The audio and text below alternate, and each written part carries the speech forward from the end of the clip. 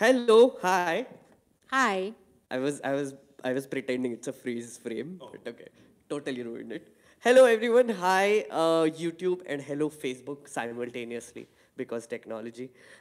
You are looking at three people who are going to discuss the homework review of Constitution episode 8, right? Yes. And Which I hosted in parts. yes, one half of it was hosted by me, one half of it was hosted by Manisha, all of it was written by him. So, I mean, some of it. yeah, And all of it was researched by Tanika and Shyam, who did a wholly acceptable job. wholly acceptable job. I like that. So, we Yeah. are going to discuss basically the question that we had given to you in the end of the episode was what are the examples of everyday sexism? And we got some very interesting responses. So we are going to talk about that. But other than that, I thought we should also talk a little bit about women's reservation because there are a lot of comments about that we got.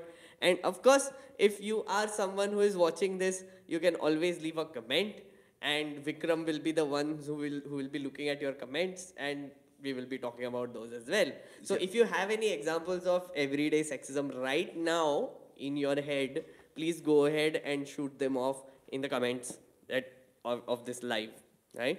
Um, Sorry. Yeah. So Yeah. I'll be intermittently staring at my phone, which is when I'll be reading out your comments. right. Yeah. Okay. So to begin with, let us discuss a little bit about what the episode was. Yeah. I mean, I think I'll take this one forward. What do you mean? What it was? No, because I What think an for the existential viewers who question. haven't seen the episode yet, let's just give them a brief about what it was. I think in the episode we tried to touch upon, I think one of the most important things, which was the laws that are prevalent. We also tried to talk about what gender is and how it's different from, say, sex. And we tried to give a sort of international comparison as to what's the state like, say, in a country like Nepal, which is one of the first countries that's actually trying to enumerate them and include them in the census, and then hopefully use that information to create better policies so that they can be equal within society. And Yeah. I think one of the things that when we were sort of writing and researching is that our laws as it stands, we actually have some decent laws. We actually have a lot of laws.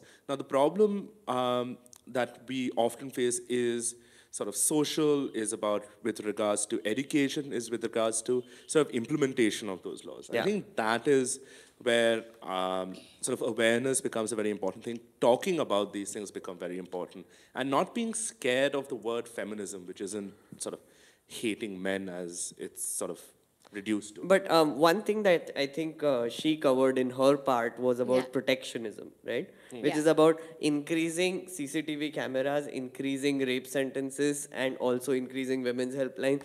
Although it's necessary, it does not deal with the root problem.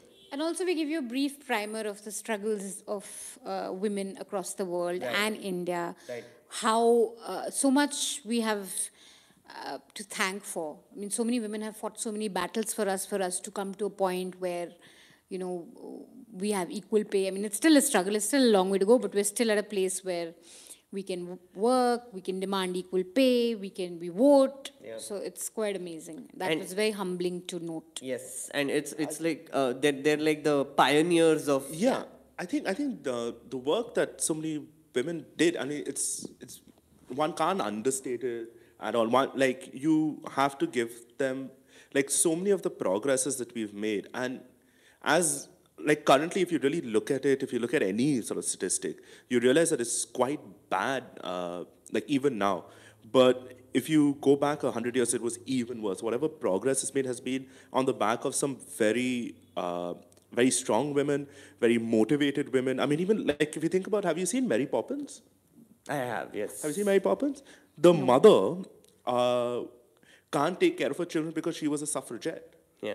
So, the idea that women are more than just sort of reproducers of labor and seen through or confined to maintaining the household. I think these are Ma beti behan. Ma beti behan. These are notions that need to break. I mean, and once those notions break, and so that can only happen through conversation. That can only happen with actually people believing that women are sort of equal and so on and so forth, and not just the performance Yeah. of it all. Yeah. Because right now, I mean, I think Me Too has shown that the performance of wokeness is as dangerous as sort of open bigotry, because people hide behind this vocabulary of being very clever and being sort of with it, but actually their deeds sort of speak wonders. So I think, it's a complex situation, but it's something that you can only address by having these conversations. Yeah.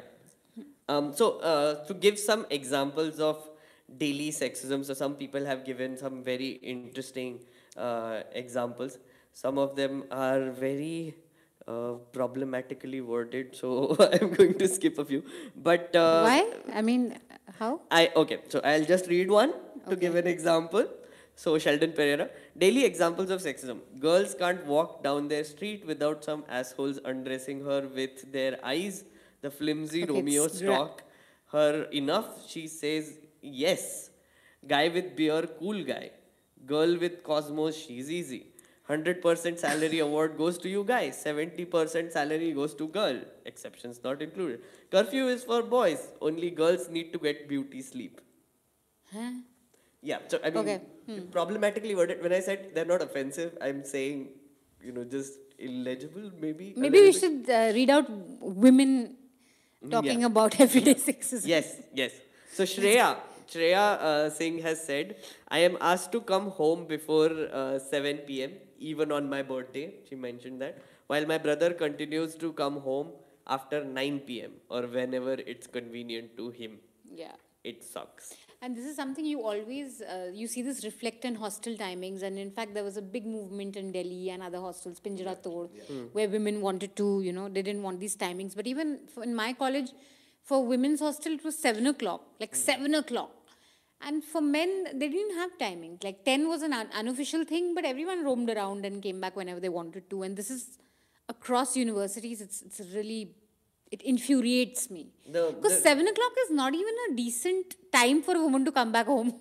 Like, who comes back home at 7 o'clock, yeah? I think these are conversations, like the whole conversation of protection, we've always hit it the wrong way. I mean, instead of sort of saying that, if one firstly, it goes to the whole language of objectification, that these are meant to be protected. But instead of sort of putting the perpetrators away, it's the inverse of it. You're saying that, okay, fine, you are vulnerable, so you be put away, whereas the guys who are actually mucking about and misbehaving, you're like, acha, you do whatever the hell you want. Because, It should be the reverse. it's because hashtag boys will be boys. Yeah, boys should come in at 7 p.m. Yeah, boys should come in at 7 Yeah, p.m. yeah, That'll- because they're the perpetrators of daily sexism. And Manisha, do you know? Can you think of any examples of daily sexism that you have experienced personally? Now, I think there's also this daily sexism thing that one is so immune to it that one stops noticing also. Like- I think I'm at that stage where I've just stopped noticing. Like one thing that I think we were actually having a conversation about, so I'll just remind you, was how when talking, women are interrupted more often than men. Yeah. And that is actually, there was a study done on this, that women are more interrupted while they are talking than men. So I think that is one What are you talking about? I think in journalism, something that a lot of women have told me, I'll speak specifically of newsrooms, is that when you have a woman reporter covering, like, say, a crime beat, and you have a male colleague also who's covering the same beat, and she says, okay, this has happened, a breaking story, or, this is what's gone down. Often the bosses will have a tendency to check with the male colleague. Has this happened? So it's a very subtle way of, maybe it's not done unintentionally, but it's a very subtle way of sort of saying, does she know her shit, Yeah. So this, a lot of women have said that every time we're working or we've done something, it's always, Like the bosses always confirming. confirm with a male colleague Yeah. that is this correct or not. One of So the things that- I've always found interesting is sort of the performance of both masculinity and femininity. Is that in our society, is sort of even men are expected to behave in a particular way. Women are supposed to be are meant to behave in a particular way. So even when I think one of the important things about conversations on gender is that it also places at one level at one level, that boys sort of growing up are supposed to behave in a very particular way. I think that sort of breeds one degree of toxic masculinity, wherein, I mean, like I went to an all-boys school, so over there, we were all taught that, boys have to be this, you have to be hard, you have to be emotionally in check, you have to be, and, not in the sort of healthy way of dealing with your emotions, but that you shouldn't have emotions. Like, boys don't cry, and you have to, like, if anything that came across as slightly effeminate, you were called gay, you were called a homosexual, and not as a compliment, saying that you're a very stylish and interesting chap. You would say that was a bad thing. Yeah. And, so in that... I think also when it comes to career, like men have so much burden. I think from kids they're taught, like, you will become a family earner. You have to, come out, you have to sort of, otherwise no one. I mean, this kind of, there's a special, especially in India, there's a special stress on men when it comes to careers. Exactly. Which the other complaint is that women, when they want to do something, they're just like, tumne kya karna hai, you're going to get married and all that. But I think for men also, it can be very harrowing for like young boys to just... Yeah, so I think that's what I'm saying, that the idea that, sort of the idea of gender norms is so strong. And I think in all of these conversations, especially when patriarchy sort of functions, is that we have to realize that so often boys and girls, it's not talking about men and women, but boys and girls are both victims of just one very blinkered view of how men and women are supposed to behave. Yeah. Socially, sexually, economically, politically. Like, for instance, one example which Khalid Khan has given of this exact thing is 99% auto drivers are men, more than 95% women are nurses. Why not men? Many seats are reserved in public transport for women, but the needy one can be a man too. I mean, so the first part, yes, I agree with like the performance thing, but the second part, like, seats are reserved for women. So, I mean, he is trying to say that is a form of sexism as well. No. It's not? It's not a form. Are you going to take that? Or? Seats are for differently abled people, yes. But for pregnant women, yes. I'm not really sure if... But also, I look at it in a very different way. Like, for example, in the metro, you have a separate compartment, but that's also because sort of...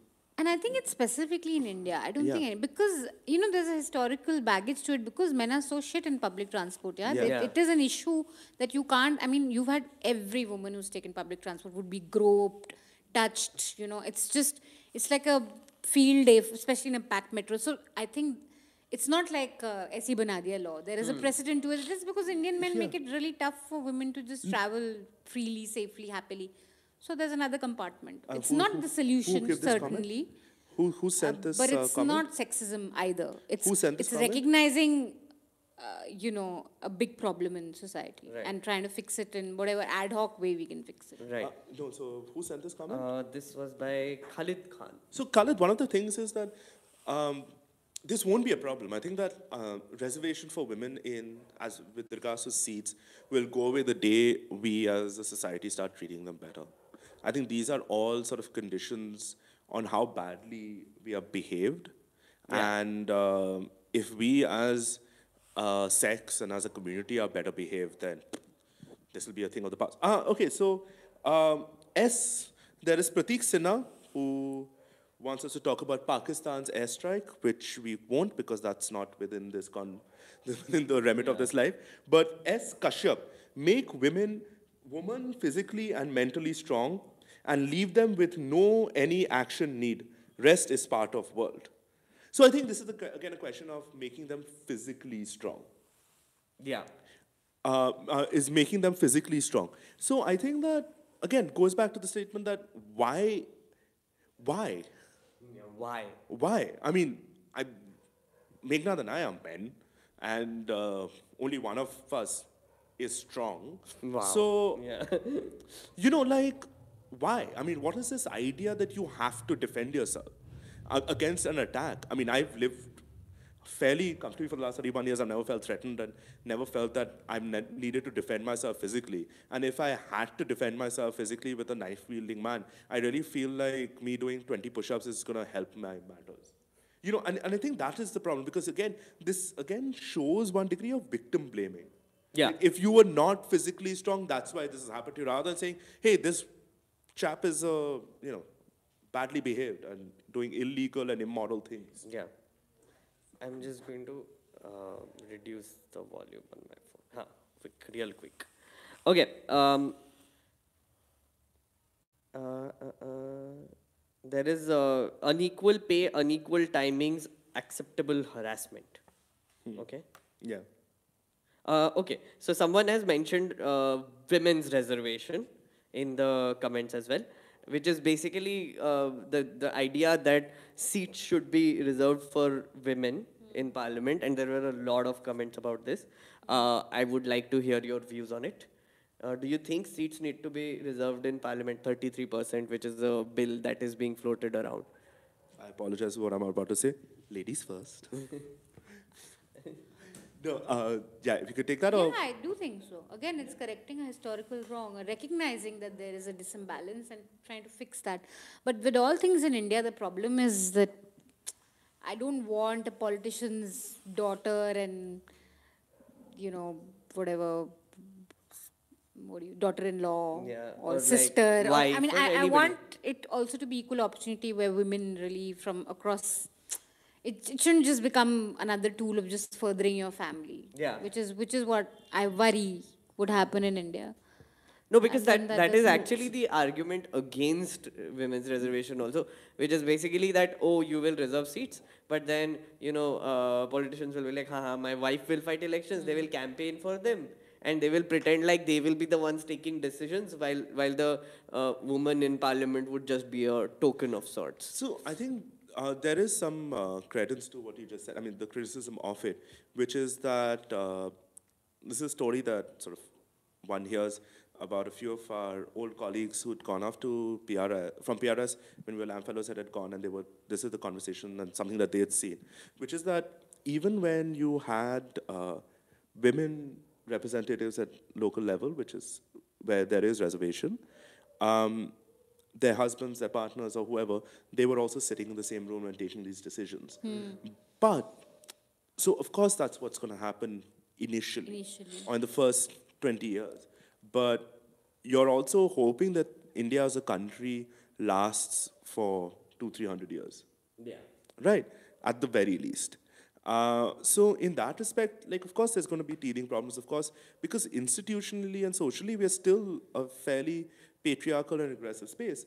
But by virtue of women being in power, maybe the first generation of leaders may be from a politician's family, but it'll open up spaces for people who will be from outside Right.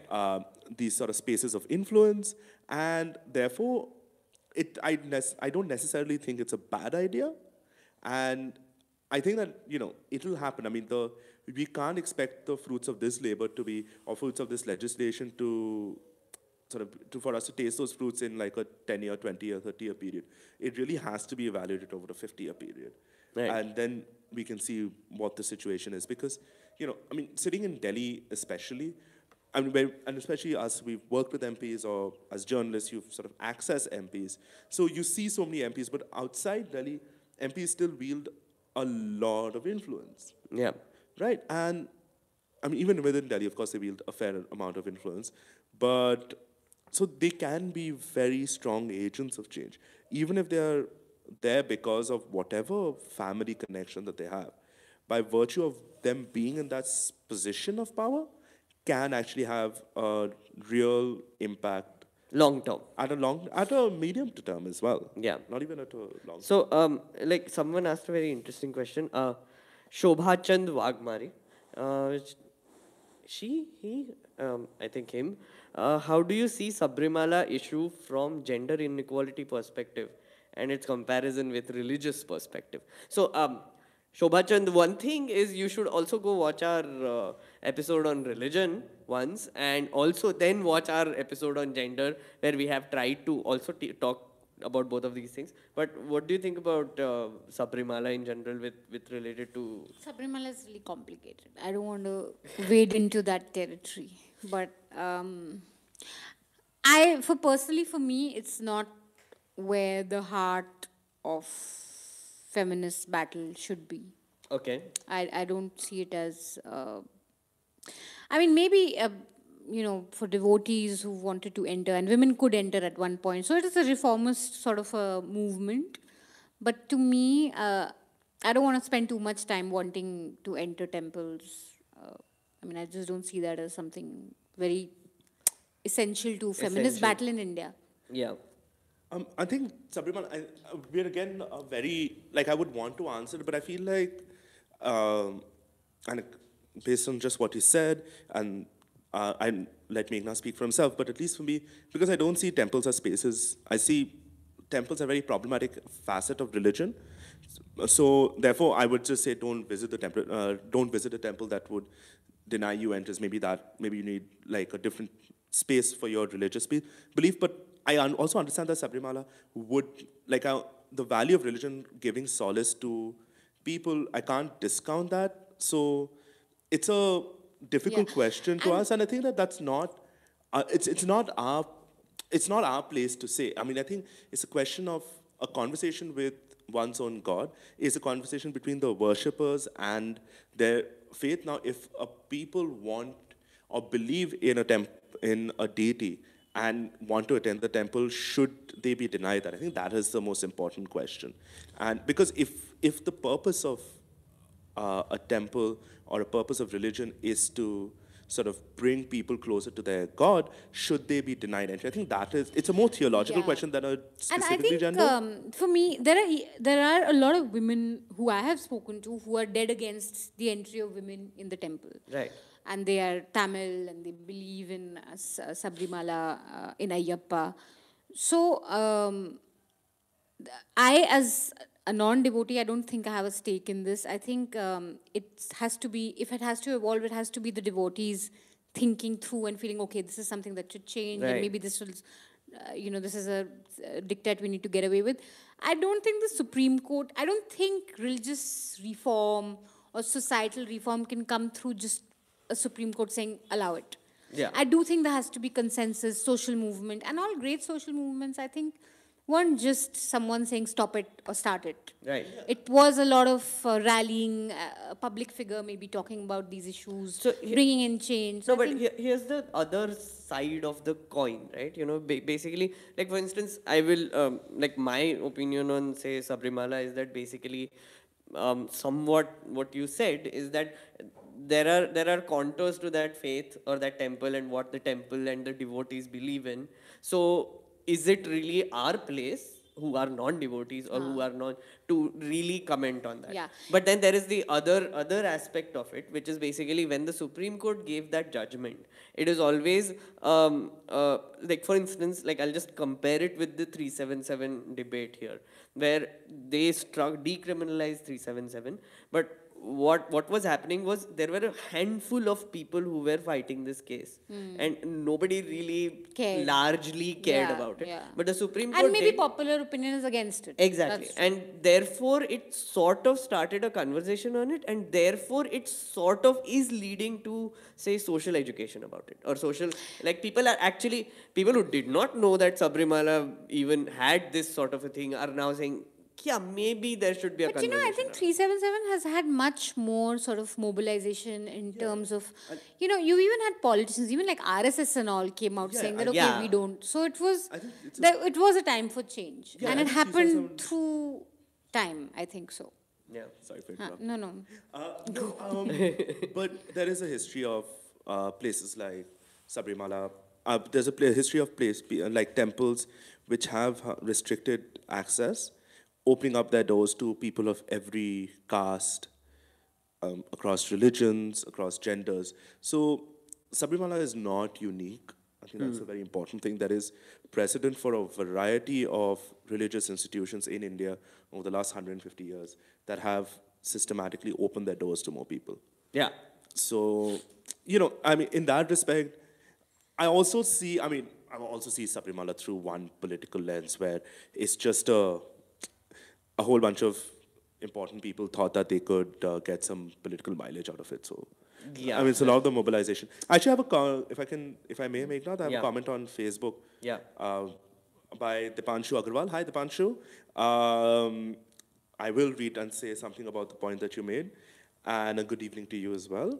Though we see sexist incidents everywhere in society, most importantly, it starts from our houses where girls are not treated and raised as equally as boys. This is where it needs to end first. Uh, that that's again a fairly valid point. Yeah. Wherein, and I think that's what it is. I think this is the insidiousness of how patriarchy functions, which is that if you've grown up in an environment, even as a girl child, where where you've been told systematically that your economic salvation, social salvation, and in many cases religious salvation is through the boy child. So even when you as a woman will have children, you will make one you'll make one preference over you sort of prefer Another. one, yeah, over another. So in that respect, yeah, I mean that has to change, and I think that if we fundamentally believe that everybody is equal, everybody can be anything, then it has to change in our homes. Yeah. I mean, we can be what do you do, Meghnad? What do I do? I don't know what do you do. What do you do, Meghnad? I Are you a public intellectual? I'm a You can be a public intellectual, you can be a journalist, or you can be a charlatan. It doesn't matter. Your gender doesn't determine your profession yeah. or your role in society. I mean, if you go through our episode, you'll see that history is full of women who've done everything. From Amelia Earhart to Kamla Devi Chattopadhyay to Aruna Asaf Ali. They've been revolutionaries, they've been politicians, writers. I mean, it's really a myth that women can do something better or worse and men can do something better or worse. It's really... So there are a few more like last comments that I'll take, which is basically objectification of women in Bollywood is one of the problems of is one of the reasons of Eve teasing, is what Akshita says, and I absolutely agree with that. But that I've been really happy with one thing that has been happening recently in Bollywood, and I think I've seen this happening only recently, is low budget films, like for instance Badhai Ho, or even was Razi a low budget film? No, but I mean Razi is one example of it. Or even Dam Laga Ke Hai Isha. All of these small films, low budget films, which have become mainstream and they have had like a giant ROI as well, which have become hits. They have been super sensitive about portraying how women are treated, and they have made excellent commentary on this, right? Even there was this recently I saw this horror movie, I forgot, Stree. Right? Yeah, oh yeah. In Stree, like that's the thing, like very subtly Bollywood has started giving out signals of not really being like outright woke, but just showing things as they are as a commentary and letting people decide whether this was right or wrong. Yeah, yeah. And It's not like a lecture, like unlike those, Sham Benegal type movies Yeah. that told you how to feel. yeah. This is more like, take what you will. Like out of- like even in Pink, like it was going well, but then Amitabh Bachchan came in the end and gave a speech. Yeah. Why? Why do you need that? But And I somehow feel like subconsciously these things just tend to have more of an impact, Yes. If you watch these things and you don't feel like you're being schooled, somewhere it stays with you. absolutely. And even Over a period of time, I think. guys, did you see Gully Boy? No, I haven't Yeah, seen I Gully Boy. did. Yeah, you did know? Amazing. So even in Gully Boy, the female role there, what was her name? I forgot. Safina. Safina, yeah. That was epic. Like, the way they portrayed her role, because she was like traditionally like taking like a very masculine role, which is like she's beating up people and she's like Yeah. super aggressive. And it was such a welcome change to see that Yeah. in a female character. Yeah. Whereas the male protagonist there is a little like, subdued and, in the initially. More emotional, more of a thinker, Yeah. more, But how much of this is just a periodic peak and trough? Because, so this that's is true, yeah. Yeah. like at this junction of time, in the age of sort of Twitter and people, so many of our young actors going abroad, being abroad, and seeing these spaces. So these are also, again, like I said, we must be very wary of the performance of wokeness Yeah. in all of these situations, because I think that it's a wheel. Like, whilst Bollywood influences society, societal norms also are reflected in Bollywood. Yeah. It's not really key, look at us and they're like, okay, that's how boys and girls are supposed to behave. And like in DDLJ, man, like Shah Rukh Khan, that is not how you court a woman. That's how you stalk and harass somebody. Yeah. Okay, I think we are out of time. Yeah. And thank you so much for watching, and thank you so much, panelists, for being here and talking about this. And we are a few announcements. We are taking a 2-week mid-season break for Constitution, and we will be back on March 15th with the next episode. And after that, we will do another homework review. And I will see you on March 15th. Yeah. And in the words of Shakespeare, beware the Ides of March. Till then, keep watching Nuisance.